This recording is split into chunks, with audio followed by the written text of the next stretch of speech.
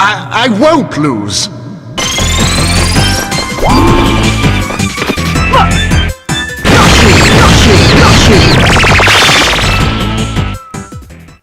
Hello, this is Massim347, and this time I will continue on with my rant/review, mostly rant, of why Fire Emblem Radiant Dawn shouldn't exist. Part 2. And this one won't be as long as the other one because, to be honest, first time when I finally got past that part 1 of some of those really hard and unforgiving chapters where you barely had time to level up at all, I figured, okay, part 2, what's it talking about? What part 2? Okay, so I guess I can continue on with my other characters. Nope, sorry, we're forgetting about those two for a minute. We have to wait to part 3. Part 2 is about Elicia. Okay, what the fuck? Well, do I see any of those other characters which I saw before? You know, with Self and so Micaiah, Self, and all the other friends and units or whatever. I mean, sure, they may have sucked a bit, but maybe now I can get a chance to carry on. Nope, nothing like that. Nope. I'm afraid you have to wait to part 3 for that one. We have a completely different set of characters from the original game. Yep. Fuck no! This is bullshit! And this is what really pissed me off. Just when you think you're finally getting into the game, even after all that bullshit, you think, okay, maybe now I can finally start learning a bit more. No! You have to wait to part 3. And that's really good. And yeah, and if you did not prepare very well in part 1, you will be raped anally in part 3. Oh, later on. Very later on. It's horrible for the Dawn Brigade. Just horrible what they have to go through. And how unprepared you will be for the horrors that await you. Trust me, it's just a fucking slaughter. But I won't get to part 3, which has a lot of chapters in that game. But part 2 also has its own problems, which is of countries and kings. Even the title pisses me off. How can a game do that? Some kind of mystic black magic where... Anyway... Of countries and kings. I'm probably thinking of kings. What, did Elicia get married or something? No, nothing like that. In fact, there's barely even talk of any king except for her she talks about her uncle, or the previous king,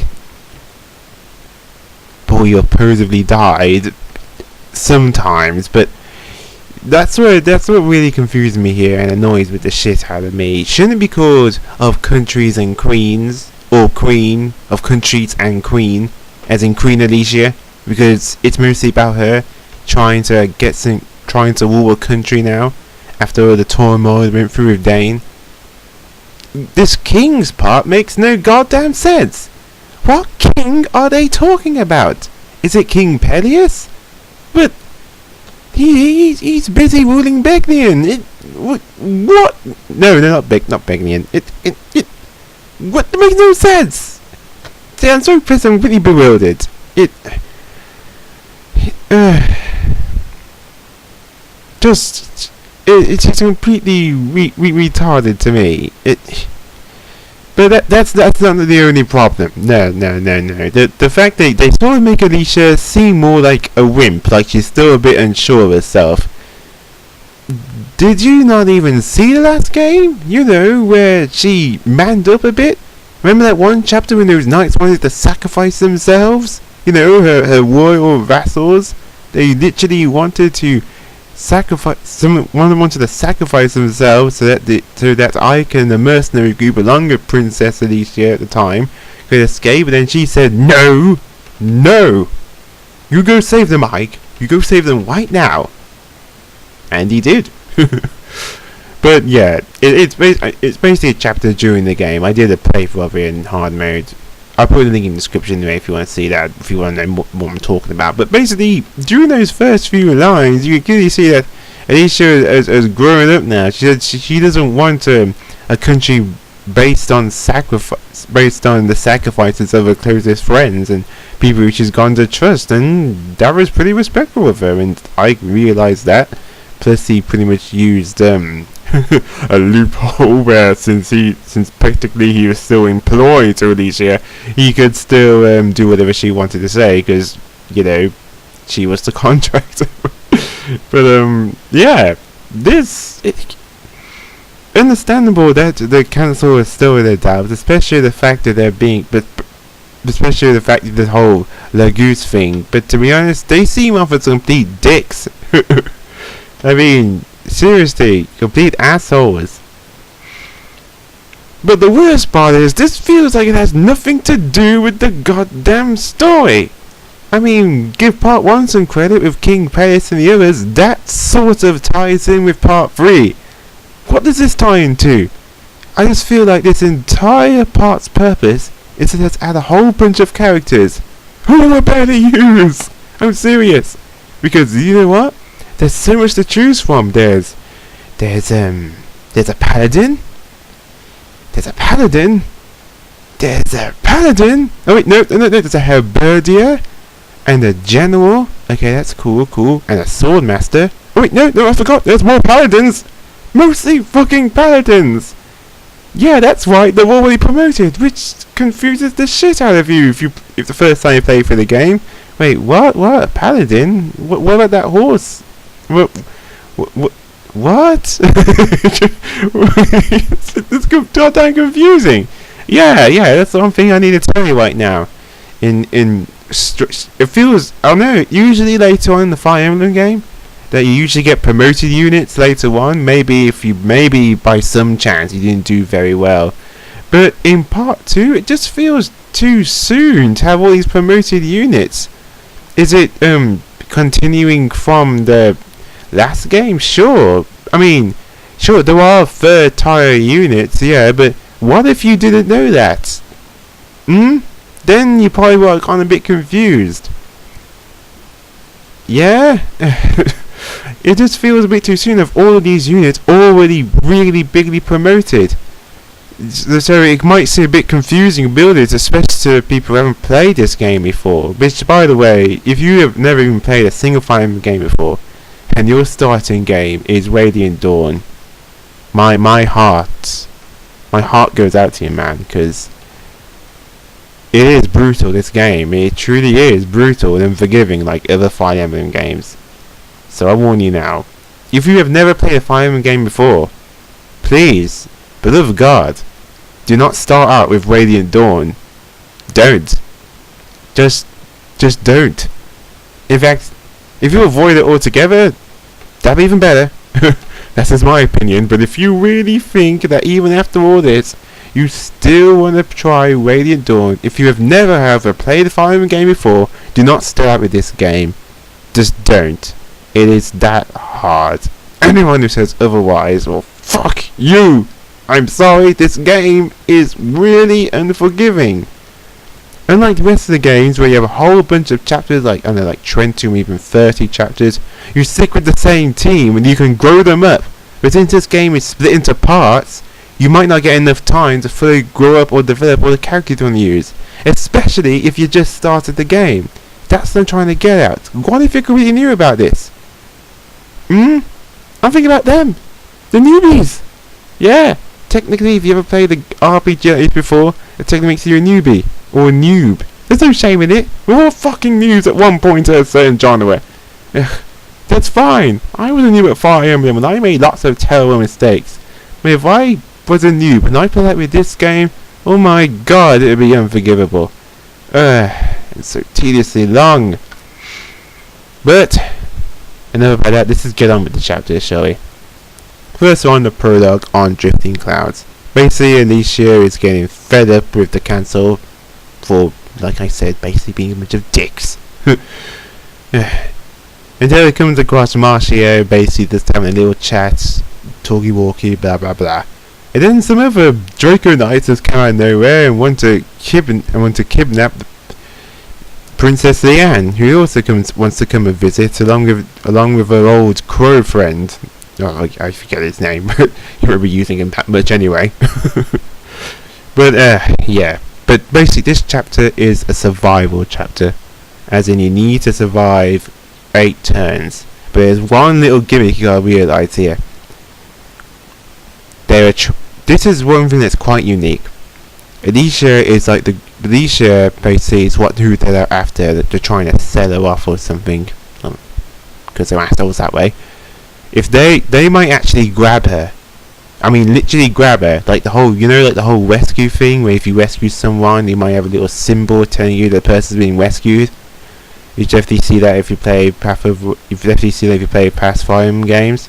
Well, it's like that, except the enemies can do in this chapter, which I thought was quite surprising. If they rescue her, if they actually capture her, and then they fly away, then that's it. You've lost. Yeah. And since all of these people are flyers, all of them, since they are Draco Knights, it's pretty hard to get around. You don't get a lot of space here to maneuver. If you you kick the button which shows you the movement spaces and all their range, your entire screen will be entirely wet. It's just that unforgiving. Thank God for Ha. Yes. Remember Ha from the last game? Oh, he's a badass in this game. You're going to be using him a lot. He was really great here. Yeah, definitely. He just owned everything. But, yeah, definitely. Ha will come in after a few turns, and he'll help you kick ass. But, yeah, I think it's either you survive 8 turns, or if you hit the boss, or it might go right. I don't really remember, but, you just need to survive long enough and pick your turns very carefully without being surrounded. So yeah, if you do that, if you think very carefully, remember one of your members is a crow tribe, so you have to watch out once they transform, they might turn back, so remember that as well. So yeah, that's for the prologue. Winds of Rebellion. Now this one, I like this chapter for one sole reason. Nephany! Yes, alright, remember Nephany? That soldier who sought her in Path of Radiance, who later on becomes like a real quick person who has incredible speed and just dodges nearly everything. Yeah, she barely gets nerfed in this game. She gets wore down a little bit, but not much. Even though she starts out as a herberdier, you will be using her. She is a really good character. I definitely used her quite a lot. And also Brahms with you as well, who starts out as a general. I didn't really use him that much, quite frankly. Got outshadowed by another general later on, but I'll talk about that when the time comes. For the moment though, next chapter is basically a rebellion chapter about rebels. There's special conditions as well, like there's also extra power you can recruit as a thief. This talks from maybe with Nephany, and she's like a rogue, so yeah, she isn't a good rogue as Solve, but still she can steal stuff, so you should definitely recruit her. But you have to watch out though, because the boss is pretty tough. I remember it took me some time to actually defeat him. Yeah, and don't bother doing that stupid bonus thing, like trying to help the people who've turned over to the rebellion. It's like that one chapter where the rebels hate all Lagoos, and we had to escape that boat port. Remember that chapter? I never bothered to help those racist idiots. I just killed them. With Ike and the others. And I know they barely get any XP, but it is way too much effort to make sure you stay away from them, because they can attack you, but you shouldn't attack them just to get a few bonus XP. It's definitely not worth it. Just don't.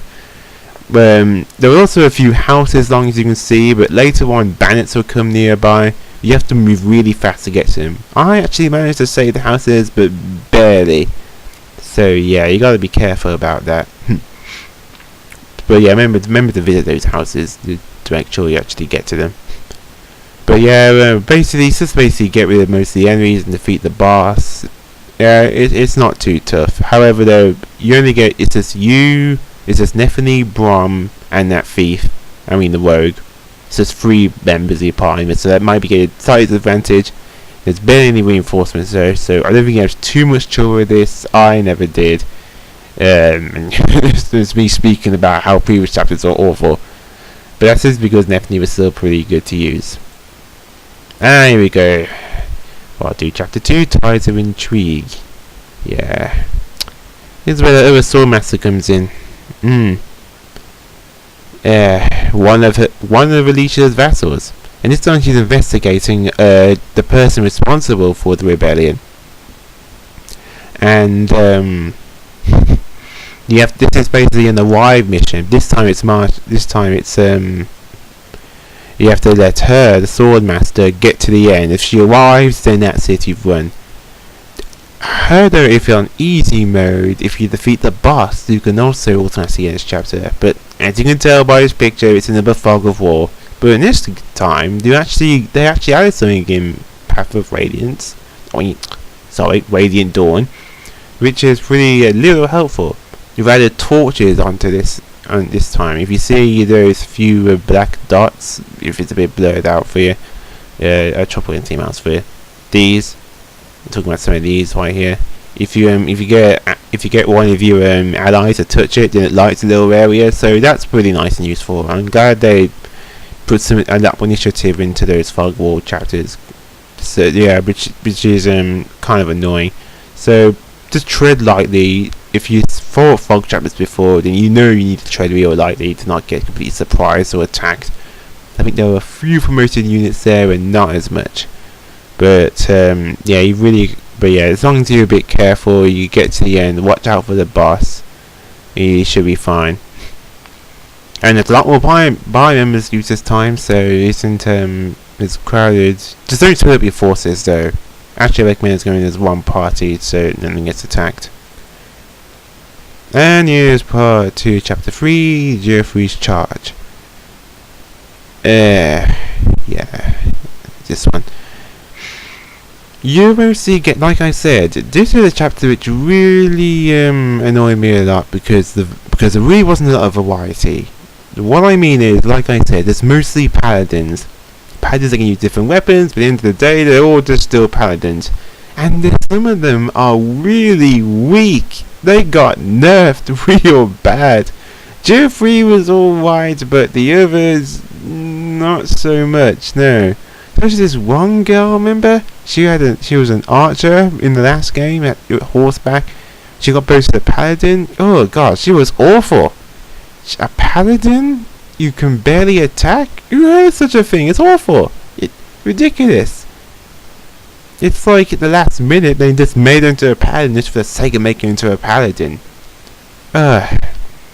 We won't have to try and charge her and go to the very end. Be careful though, there are a lot of enemies here, you can tell by the red dots, but also reinforcements. And here's the really sneaky thing here. Some of them have horse slayers. Yeah. And since most of your allies are horseback, that's kind of a dickish move on their end, yeah. So yeah, don't get too cocky and rush on ahead. The horse slayers, as usual, will really hurt. And since the hit rate in this game is such a fucking bitch, it's most likely gonna hit anyway. So yeah. The boss though is actually a sword master himself. Also watch out, some of them have traps. Well, not traps. They have slingshots that shoot bolters at you as well. So watch out for that. Yeah, it's really difficult. So tread. So like I said, move slowly as one big group, and don't bother with the other units. They can use sacrificial lambs. I mean, some of them can hold their own, but as I said, they rush ahead. You can control them, but don't really bother. They just help out. They just help spread out the enemies a bit, so I can defeat them one by one. Yeah, because there's also a sniper, some halberdiers, I remember. It's a pretty big chapter. It's going to take you a while, because if you go over a certain fresh point, all of them will come around. So there's so many horseback-like enemies, and it's going to take a while, even with your promoted units. So, yeah, like I said, it's going to take some time. And it's even more annoying when they keep blocking all the entrances to get further in. No matter how many you attack, more of them just come and block the way. I just feel like this chapter is really tedious. But yeah, there's another man, chapter 3. And then endgame. Oh yeah, endgame Alicia's Gambit. Oh, right, yeah, here's the other amazing thing they added in here. This part of the game, has only 5 chapters. 5 fucking chapters. Prologue. Chapters 1, 2, and 3. Then end the game. That's it. 5 chapters. Do you see why I feel that this entire part was a gigantic waste of time? Like a really big waste of your time. 5 chapters for part 2. 5 fucking chapters. And that just pissed me the hell off when I figured that, when I realised that we're going to end game. I was so angry. I was like, what the hell was the point? Seriously, even this story is stupid about the rebellion. If I skipped part 2 and went straight to part 3, I wouldn't be missing anything. Nothing at all.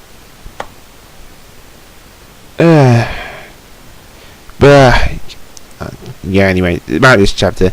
Basically, leader of the rebellion, along with all these units, all of them promoted by the way, will be coming to attack you.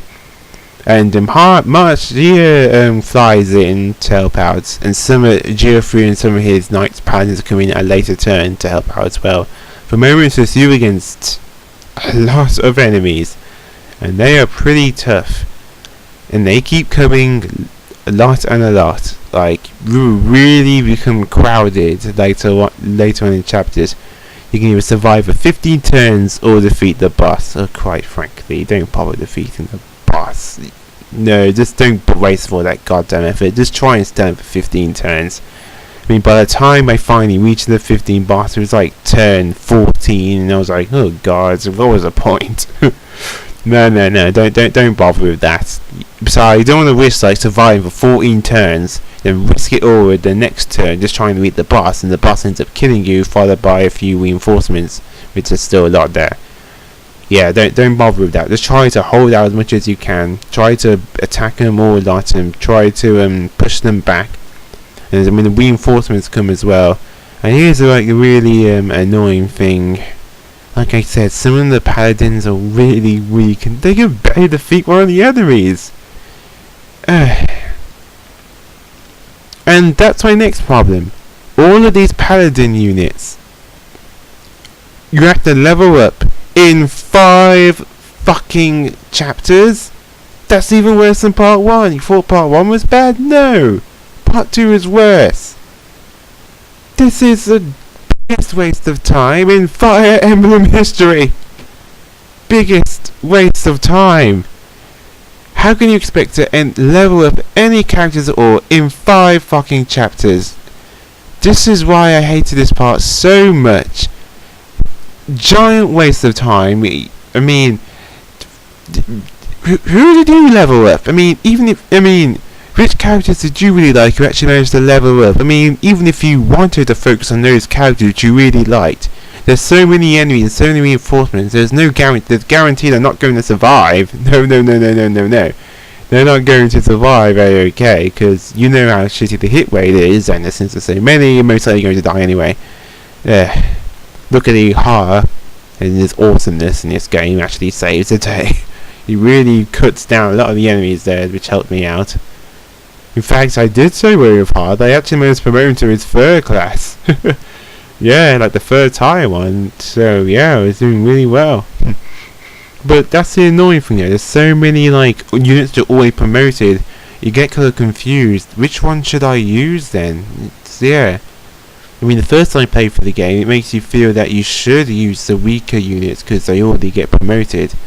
But in this game, there are far more promoted units in this game than unpromoted units. There are barely any units which are just at the base level. They like the fighter examples. You get to find the boy who's like a warrior, but then he's like, it's just a mess. That's one other problem. I mean, yes, there is a third tier promotions, but then what was the point of those beginner characters? I mean, they're probably get totally outclassed later on by nearly everybody else, especially in part 3. In part 3, there are actually a lot of really good units there, and you would just make those other characters obsolete, because by the time you get to part 3, those would be properly leveled up, and if you didn't manage your level up properly there, then you're totally going to get screwed. Believe me, it'll make a lot more sense when I get to it in part 3. But yeah, if you try it, this is going to take you a few tries, I tell you. And here's something that happened to me that I don't know if you know or not, but I'm just going to tell you. One of my characters died here, and it was Princess Leanne. Yeah, she just retreated. And I thought, oh my god, no, she died permanently. No, she actually walked away because she had to retreat. But then here's what happens. Because she retreated, I got to play her again later on during the actual game. I was like, whoa, wait, I get a second chance? Even though I was so pissed off with this chapter and all the reinforcements, I skipped it anyway, I still get to use Elicia, so you use Leanne again? That's fantastic. So, there. If by some chance, actually by a big chance, if Leanne died, because you know how frail, she's as frail as a piece of paper, she'll actually come back later to be a playable character again. Yes, I am dead serious. I'm not sure if it counts for that crow as well who joins you. If he retreats, maybe he'll come back later as well. But I think those two might be the only case. Everyone else, if they die, they die permanently. Yeah, so watch out for that. I didn't know that actually. Well, it was the first time playing for the game, so I didn't know she was going to come back at all. So yeah. Okay. And then afterwards, the leader has one more trick up his sleeve. He's going to sacrifice a fellow sword master. And then Alita says, you know what? Go ahead and kill her. Yeah. She's probably to be strong and everything, but it seems a bit dark for her. But she has a plan. She has a plan. And that plan's name is Ike. Yes! Finally! Someone decent finally comes in. Yes. I have to admit, it's a pretty cool cutscene. They all come in, attack, and defeat them all single-handedly. But I must warn you, the voice acting isn't exactly amazing. And the voice acting in Fire Emblem Path of Waves wasn't great either. But there wasn't really a lot of cutscenes in that game, and you barely heard Ike speak too much. But in this game, they added a lot more cutscenes, and the voice acting when they do Ike's mercenaries, they aren't very good. I'm gonna warn you there. Yeah, you might even get a full face palms, like literally slap your face, slap your face against your hand because it seems so horrible, the voice acting.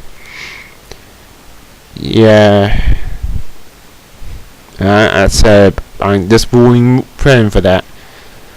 But finally, Ike appears and he even offers to help Elicia, but she says nope. I'm the queen. I can handle this. And he finally respected this decision, so she finally grows like I said, she finally grows up a bit. Well, not grows up, I mean finally grows up a lot in confidence and starts really kicking ass and, well, just kicking names. Yeah, so that's pretty awesome. But yeah, that's it. I'm sorry if I'm not talking much more on this, but like I said, there's only like 5 chapters in this part. And yeah, like I said, it's completely pointless. I mean, just for the point of adding in extra characters to put this part in, it just seems really stupid. I really think that instead what they should have done is just carried on with Micaiah's story somehow. Even though it ended with the rebellion, she could have, I don't know, helped. There could have been other chapters where maybe some of the Beglian soldiers who were left probably were still around, and since Makai was now promoted to like a general like of a place's army to like help out. She could have helped like rout out some of the Beggian stragglers or something. That would have made more sense. Then she would have heard more about the Beggian War, the Lagoose. That's just me throwing something out there. But I say much better than this. Or if they really did want to include Elicia in this whole rebellion business, I mean, all they talked was the rebellion, her not being a very strong queen, but it didn't talk anything about much else going outside. I mean, nothing at all. That's why I feel it doesn't really connect it to the rest of the story. I mean, barely much at all. And if it weren't for Ike coming in, then yeah, like I said, it was completely pointless. I just don't like the fact you shouldn't add extra stages or chapters just to put in extra characters in. Just for the sake of extra characters. But yeah, that's it now.